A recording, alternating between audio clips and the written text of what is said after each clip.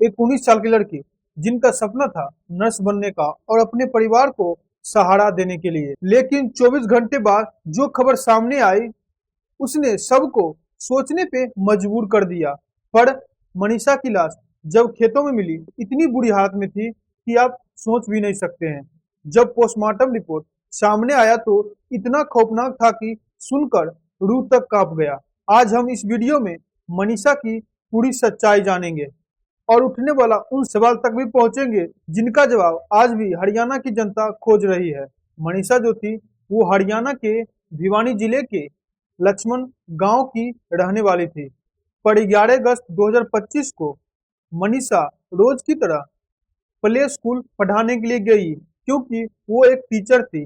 पर मनीषा को क्या पता था कि उनके जिंदगी का आज आखिरी दिन होने वाला है। उस दिन अपने प्ले स्कूल से निकलते हुए मनीषा कॉलेज नर्सिंग कॉलेज की तरफ जाने लगी। दोपहर के 2 बज रहा था और उस कॉलेज में वो नर्सिंग की एडमिशन फॉर्म लेने के लिए जा रही थी। पर इस बारे में मनीषा ने घर से निकलते वक्त अपने पिता को बता के आई थी। और जो ये सीसीटीवी फुटेज आप देख रहे हैं यहीं पे मनीषा आखिरी बार देखी गई थी। पर शाम होने वाला था। मनीषा अभी तक घर नहीं लौटी। उनके परिवार वालों को चिंता होने लगा, आखिर मनीषा इतनी देर क्यों लगा रही है। फिर मनीषा की दादी बस के ड्राइवर के पास गया। इस पर चढ़कर मनीषा प्ले स्कूल जाती थी।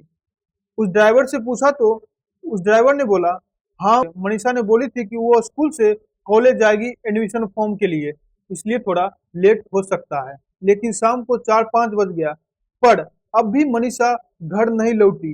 तभी 6:15 में मनीषा के पिता संजय के पास मनीषा का कॉल आता है। लेकिन 10 सेकेंड लाइन पे रहने के बाद उधर से कोई आवाज नहीं आता है। फिर उसके बाद मनीषा का जो फोन था वो स्विच ऑफ आने लगता है और परिवार वाले डरने लगे।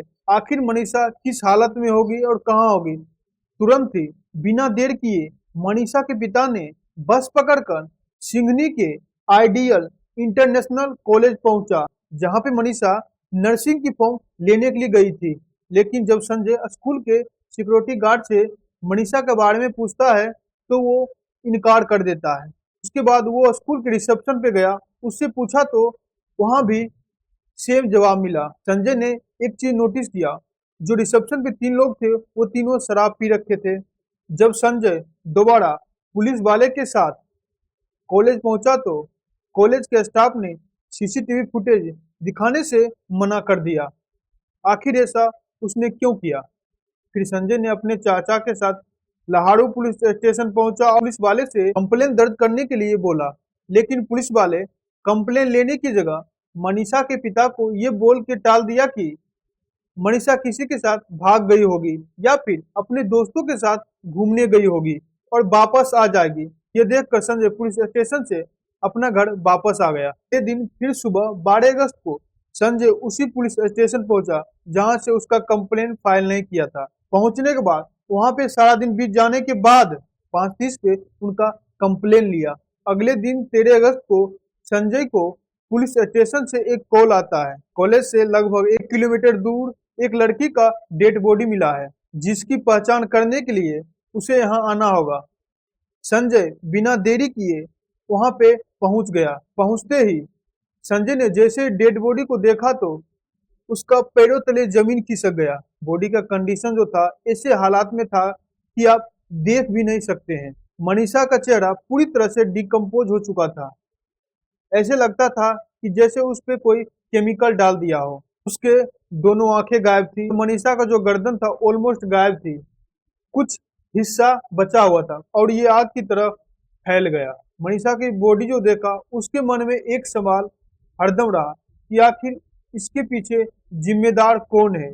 और लोगों के बीच जो था वो गुस्सा बढ़ने लगा, लोगों की तादाद इकट्ठा होने लगा। ये सब देख पुलिस ने तुरंत ही बॉडी को पोस्टमार्टम के लिए भिवानी हॉस्पिटल भेज दिया गया। सभी लोग जो थे वो धरना पे बैठ गए थे और सबके जुबान पे एक ही बात था, मनीषा को इंसाफ चाहिए। तब तक नहीं रुकेंगे जब तक कातिल को सजा ना मिल जाए। जब मनीषा का पोस्टमार्टम रिपोर्ट सामने आया तो इससे ना तो परिवार वाले खुश थे और ना ही हरियाणा के लोग खुश थे। आखिर क्या था इस पोस्टमार्टम में। जिसने भी मनीषा की बॉडी देखा था उसे ये यकीन था कि मनीषा के साथ रेप हुआ है। 14 अगस्त से भिवानी सिविल हॉस्पिटल से ये रिपोर्ट बताया गया है कि मनीषा के बॉडी के कपड़ों पे ना ही कोई सीमेंट मिला है और ना ही बॉडी पे कोई स्ट्रगल के निशान है। पुलिस इस नतीजे पे आती है कि मनीषा का ना कोई मर्डर हुआ है और ना ही कोई रेप हुआ है। ये सुनने के बाद लोगों का गुस्सा जो था वो और भी फूट गया। ये सब कुछ देखकर सरकार ने कुछ पुलिस वालों को सस्पेंड कर दिया और कुछ पुलिस वालों को वहां से ट्रांसफर कर दिया और यहाँ तक कि वहां का इंटरनेट भी बैन कर दिया। फिर उसके बाद 16 अगस्त को दूसरा पोस्टमार्टम रिपोर्ट के लिए भेज दिया गया। जब दूसरा पोस्टमार्टम रिपोर्ट सामने आया तो ये बताया गया कि गले में जो कट के निशान है वो इरेगुलर है। आशंका है कि किसी जंगली जानवर ने इसे काटा हो और बाकी सेम बात पिछले पोस्टमार्टम की दोहराई गई। जब ये बात घर वालों ने सुनी तो वो अंतिम संस्कार करने के लिए मना कर दिया। जब तक मुजरिम पकड़ा नहीं जाता तब तक हम दाह संस्कार नहीं करेंगे। फिर 18 अगस्त को पुलिस ने ये क्लेम किया कि उन्हें मनीषा का लिखा हुआ नोट मिला। आखिर इतने दिन बॉडी मिलने के बाद पुलिस वालों के पास नोट कहां से आया?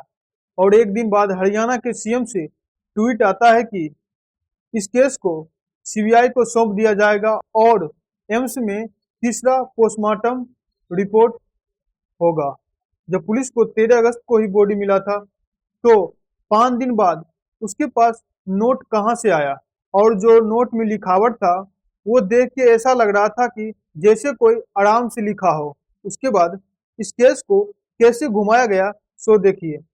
पहले तो पुलिस वाले को सस्पेंड किया, उसके बाद वहां का इंटरनेट बैन किया और तीसरा पोस्टमार्टम करने के लिए बात की। जो 2 पोस्टमार्टम हो गया था उसके बाद तीसरा पोस्टमार्टम में आखिर क्या सामने आ जाएगा? ये केस न सिर्फ मनीषा की कहानी है बल्कि हमारे सिस्टम की नाकामी की भी कहानी है। जब साधारण मामले भी सच्चाई को छिपाया जा सकता है तो आम आदमी इंसाफ की उम्मीद कैसे करे? अब ये इंसाफ सिर्फ मनीषा के परिवार की मांग नहीं है, अब ये पूरे समाज की आवाज बन चुकी है। अब हर व्यक्ति को उम्मीद है कि सीबीआई के जांच से सच्चाई सामने आएगा। अगर दोस्तों वीडियो बढ़िया लगे तो चैनल को लाइक और सब्सक्राइब जरूर करें। मिलते हैं नेक्स्ट वीडियो में, तब तक के लिए धन्यवाद।